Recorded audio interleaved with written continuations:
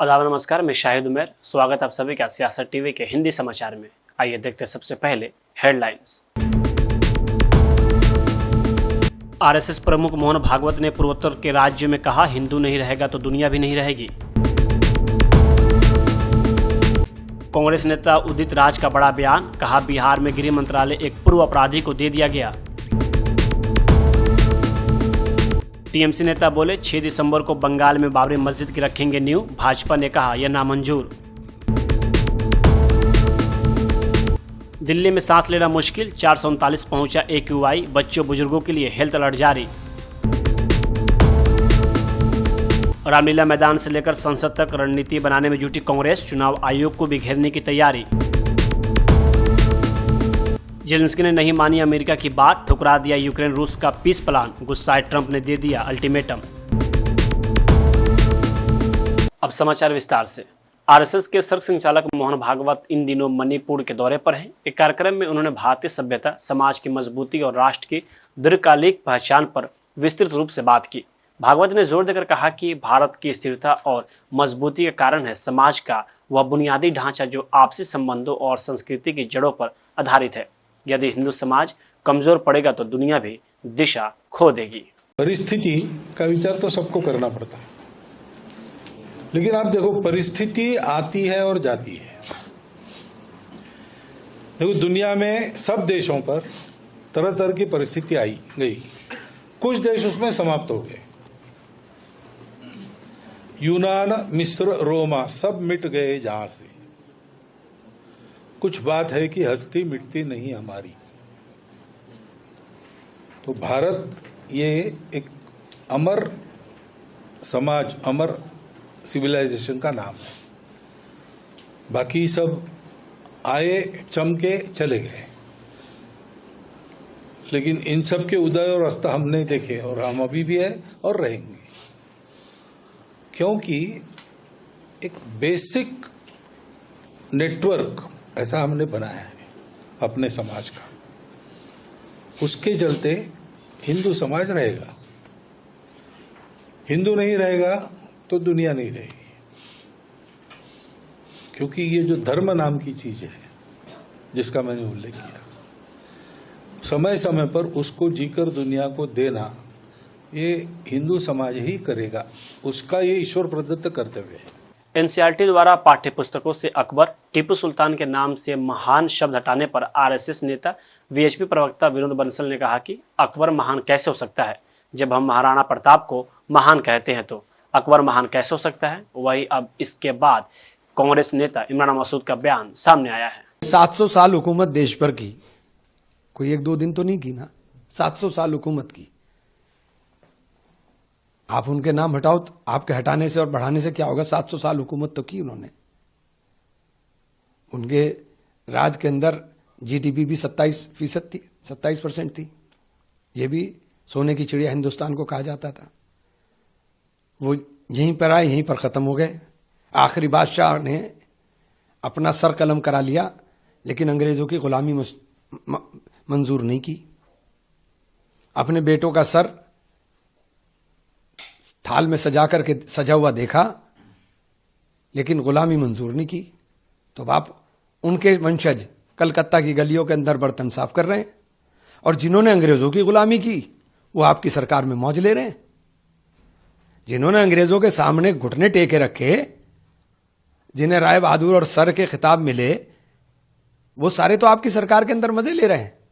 तो ये तो दुर्भाग्य है। ये भी बता दीजिए ना, ये भी बताइए इतिहास के अंदर कि किसने रानी लक्ष्मीबाई के साथ दगा कर करके मरवाने का काम किया, और वो क्यों मंत्री बन के बैठा है आपकी सरकार के अंदर, उसके वंशज, बताओ ना।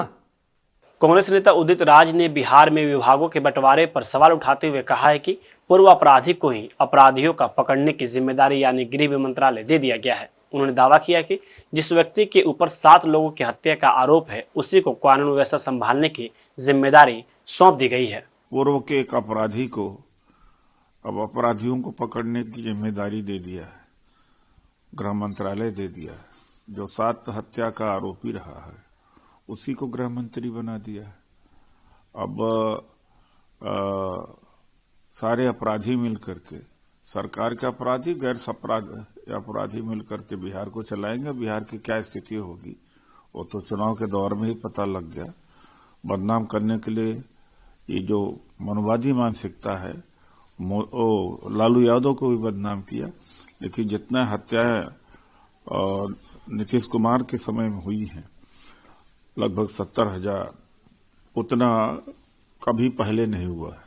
देखिए, ऐसा है, जो मुझे पता लगा कोई टीएमसी से निकला हुआ एमएलए है। और दूसरी बात है कि जब मंदिर की आधारशिला रखी जा सकती तो मस्जिद का रखने में क्या इसमें दिक्कत है? और बिना मतलब का विवाद वो खड़ा कर रहे हैं जो इसका नोटिस ले रहे हैं या विरोध कर रहे हैं। तो मस्जिद बनवाए भाई, ये तो धार्मिक आजादी है इस देश में और सभी देशों में है करीब करीब। तो हिंदू जब मंदिर बन रहे हैं तो मस्जिद भी बन जा रही है, फिर चर्चेज भी बन, बुद्ध विहार भी बन रहे हैं। कौन सी ऐसी बात है उसमें? पश्चिम बंगाल की सत्ताधारी पार्टी टीएमसी के एक विधायक ने दावा किया है कि 6 दिसंबर को मुर्शिदाबाद के बेलडांगा में बाबरी मस्जिद की नींव रखी जाएगी, जिसमें कई मुस्लिम नेता शामिल होंगे। उन्होंने कहा कि इस मस्जिद के निर्माण में 3 साल का समय लगेगा। टीएमसी विधायक की इस बयान पर राजनीति भी तेज हो गई है। इसके बाद महाराष्ट्र कांग्रेस के लीडर हुसैन दलवाई का बयान सामने आया है। एक बिल्कुल गलत बात है इस तरह की बात करना। अभी वो एक दफा हो गया ना, बाबरी समाप्त हो गया। अभी बार बार वो निकाल लेना और उसके बारे में बोलना मेरे ख्याल से गलत बात है। मस्जिद बनाना मजा नहीं है ना। बाबरी मस्जिद वहाँ कहेगा बाबर है क्या वहाँ बनाने के लिए? इस तरह की बातें करना बिल्कुल गलत है। एक दफा ये जो बात खत्म हो गई उसको इस तरह से उखाड़ लेना बिल्कुल गलत बात है। कांग्रेस प्रोटेस्ट करेगी दिसंबर में रामलीला मैदान में वोट चोरी को लेके। कांग्रेस पार्टी क्या कहना चाहती है? तो वोट चोरी तो हो रही है, वोट चोरी हो रही है, बहुत सारा हो रहा है। ये जिस तरह से इलेक्शंस हो रहे हैं ये गलत बात हो रही है। हमारा इलेक्शन कमीशन जो है वो खत्म हो गया है। वो इनके गवर्नमेंट के इशारे से चलने वाला ये वो इंडिपेंडेंट है ही नहीं। तो इसका लोगों को लेके इसके बारे में मास मूवमेंट खड़ी करना जरूरी है। कांग्रेस पार्टी इसका प्रयास कर रही है, मैं उसका स्वागत करता हूँ। कांग्रेस नेता अखिलेश प्रसाद सिंह ने बिहार विधानसभा चुनाव परिणाम 2025 में कांग्रेस के खराब प्रदर्शन पर कहा कि हार हुई है और यह बहुत निराशा की बात है। हम इसका निरीक्षण करेंगे, किन कारणों से हमारी हार हुई इस पर कांग्रेस नेतृत्व ध्यान देगा। मुझे लगता है कि कांग्रेस नेतृत्व इसे गंभीरता से देख रहा है। हम आगे एक अच्छा रोड मैप बनाकर लड़ने की तैयारी करेंगे। राजनीति में निराशा का कोई स्थान नहीं होता है। हार हुई है हम लोग के लिए निराशा की बात है। इसका हम लोग इंट्रोस्पेक्शन करेंगे खुद भी, किन कारणों से हार हुआ। और मुझे लगता है कि जो कांग्रेस का लीडरशिप है उसको गंभीरता से देख रही है। क्या आते हैं कि कुछ कारणों से कुछ लोगों पर अगर कार्रवाई हो तो कार्यकर्ताओं के अंदर एक सही मैसेज जाएगा, चाहे फिर वो प्रभारी हो या अध्यक्ष हो या कोई अन्य सांसद हो? देखिए, कुछ कार्यकर्ता जो टिकट की उम्मीद में दुखी हुए होंगे, कुछ कार्यकर्ता जो बरगलाए गए होंगे, सब लोगों को अभी आत्मसंयम बरतना चाहिए। खराब रिजल्ट से निराश नहीं होना चाहिए। आगे हम लोग कैसे एक अच्छा सा रोड मैप बना के लड़ें, उसकी तैयारी करनी चाहिए। निराशा की कोई जगह तो राजनीति में होती नहीं। देश की राजधानी दिल्ली की हवा आज एक बार फिर जहरीली हो गई है। सुबह AQI 439 तक पहुंच चुका है, जो कि हैजर्ड्स श्रेणी में है। केंद्रीय प्रदूषण नियंत्रण बोर्ड के मुताबिक हवा की स्थिति बेहद खतरनाक है। अब यह सीवियर से भी ऊपर जा चुकी है। इसकी बड़ी वजह हवा में PM 2.5 का लेवल 294 और PM 10 का 390 माइक्रोग्राम होना है। देखिए, कुछ वर्ष पहले सुप्रीम कोर्ट ने एक कमीशन बनाया, सरकार के अलावा एक इंडिपेंडेंट कमीशन बनाया, CAQM। वो कमीशन इसलिए बनाया ताकि जैसे जैसे प्रदूषण बढ़ेगा एक ग्रेडेड रिस्पांस अपने आप ऑटोमेटिकली इम्प्लीमेंट होना शुरू हो जाएगा।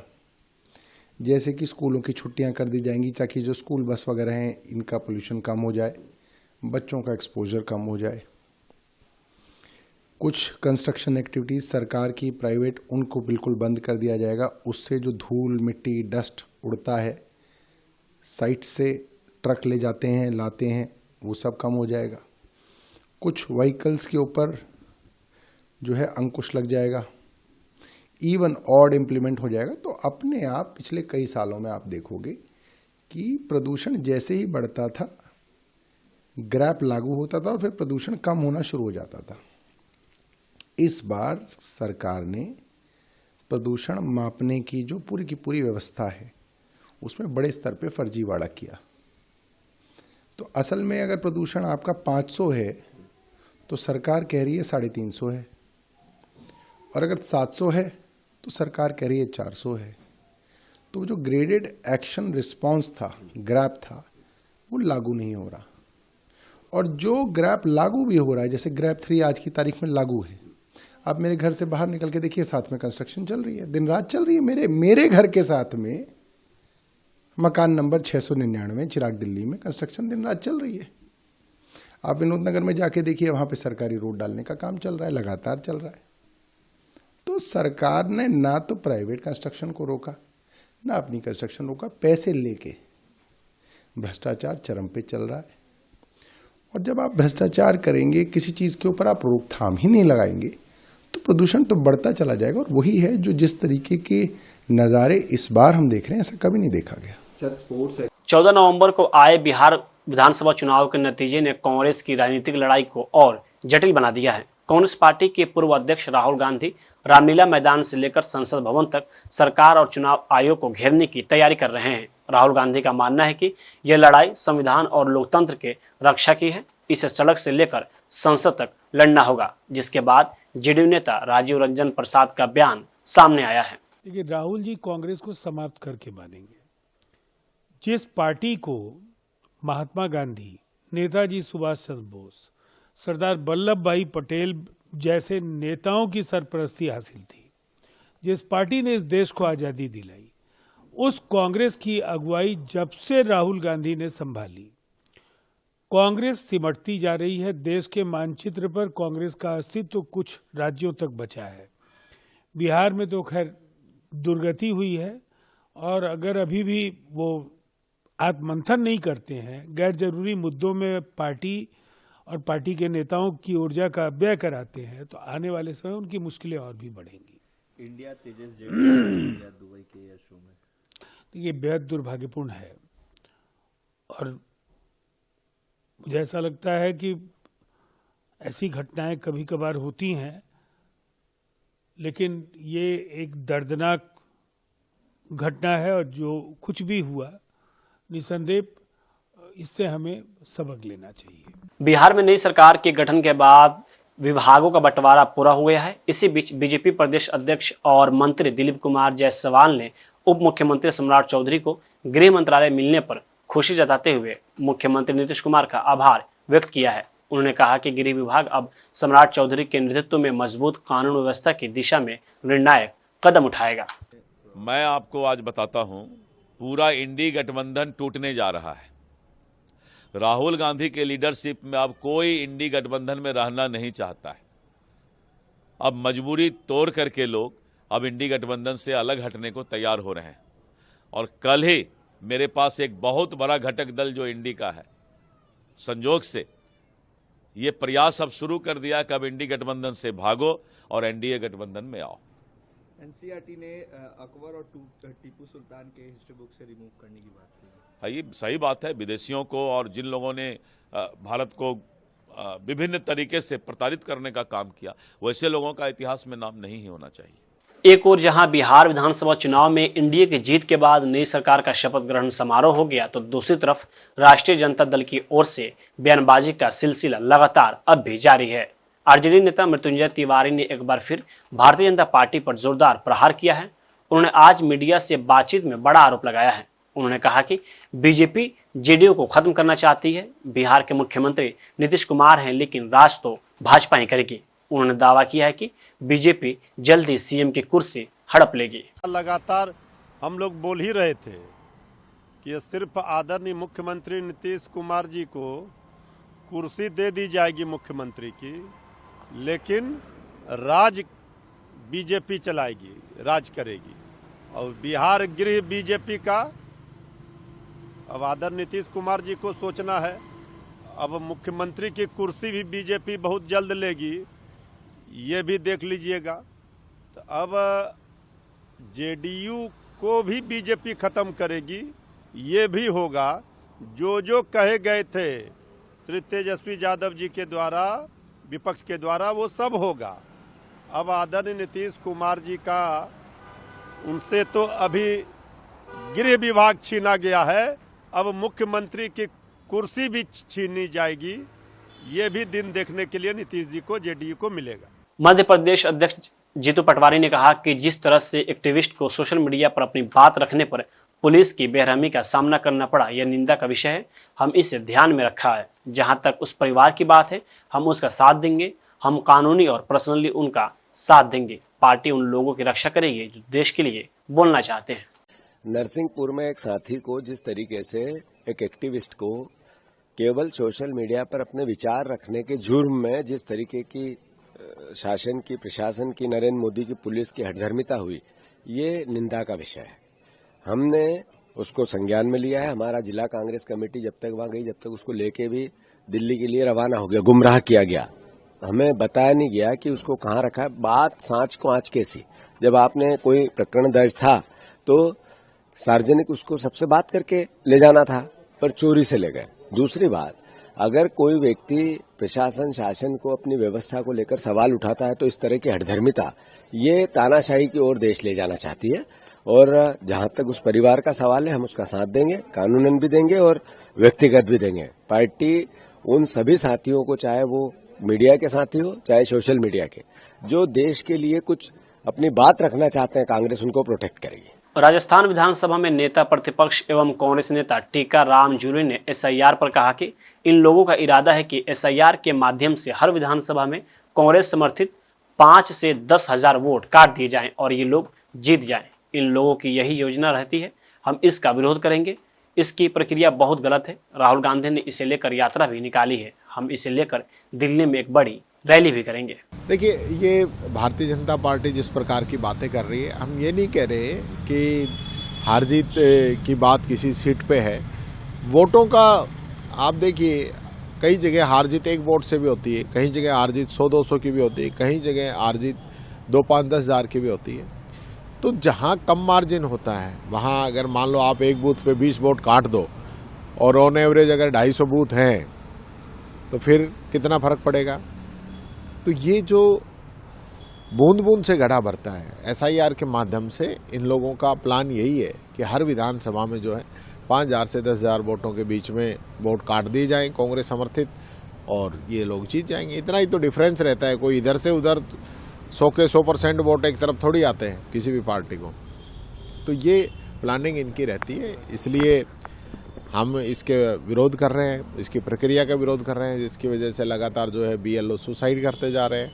आज भी एक बीएलओ ने गुजरात के अंदर सुसाइड किया है, राजस्थान के अंदर भी किया है, अन्य स्टेट के अंदर भी किया है। तो इसकी जो प्रक्रिया है, जो तरीका है, वो गलत है। हमें इसको विरोध है। इसके लेकर राहुल जी ने यात्रा भी निकाली है और अभी जो है दिल्ली के अंदर बहुत बड़ा प्रोटेस्ट भी हम इसको लेकर, एक बड़ी रैली भी दिल्ली के अंदर हम करेंगे। अमेरिकी राष्ट्रपति डोनाल्ड ट्रंप को जेलेंस्की ने एक बड़ा झटका दिया है। यूक्रेन के राष्ट्रपति ने कहा कि हम अपने देश से गद्दारी नहीं कर सकते, कहकर अमेरिकी राष्ट्रपति डोनाल्ड ट्रंप के शांति प्रस्ताव को खारिज कर दिया। ऐसे में ट्रंप ने भी 2 टूक में कह दिया कि यूक्रेन को लगातार मदद करना संभव नहीं है। यूक्रेन जंग को जल्द समाप्त करने के लिए ट्रंप के रूस के साथ मिलकर गुप्त मसौदा तैयार किया था। इस शांति समझौते के ड्राफ्ट को ट्रंप ने ज़ेलेंस्की के पास भिजवाया था। हालांकि ड्राफ्ट की शर्तों को लेकर कोई भी खुलासा नहीं किया गया था, लेकिन माना जा रहा है कि ड्राफ्ट के मुताबिक यूक्रेन को रूस के हाथों खोए दोनेत्स्क और लुहांस्क पर अपना अधिकार हमेशा हमेशा के लिए छोड़ने के लिए कहा गया था। ट्रंप के पीस प्लान में यूक्रेन को अपने संविधान में नाटो की सदस्यता का भी न लेने की बात को शामिल करने के लिए भी कहा गया था। ज़ेलेंस्की ने चेतावनी दी थी कि वो अपने इतिहास के सबसे चुनौतीपूर्ण क्षणों में से एक का सामना कर रहे हैं, क्योंकि वो अमेरिकी प्रस्ताव के प्रभावों पर विचार कर रहे हैं। कीव में अपने कार्यालय के बाहर एक जनसभा को संबोधित करते ज़ेलेंस्की ने राष्ट्रीय एकता की आवश्यकता पर जोर दिया और दोहराया कि वो यूक्रेनी लोगों के साथ कभी भी विश्वासघात नहीं करेंगे। हिंदी समाचार यहीं समाप्त होता है। मुझे दे अब इजाजत। बाकी खबरों के लिए बने रहें सियासत टीवी के साथ।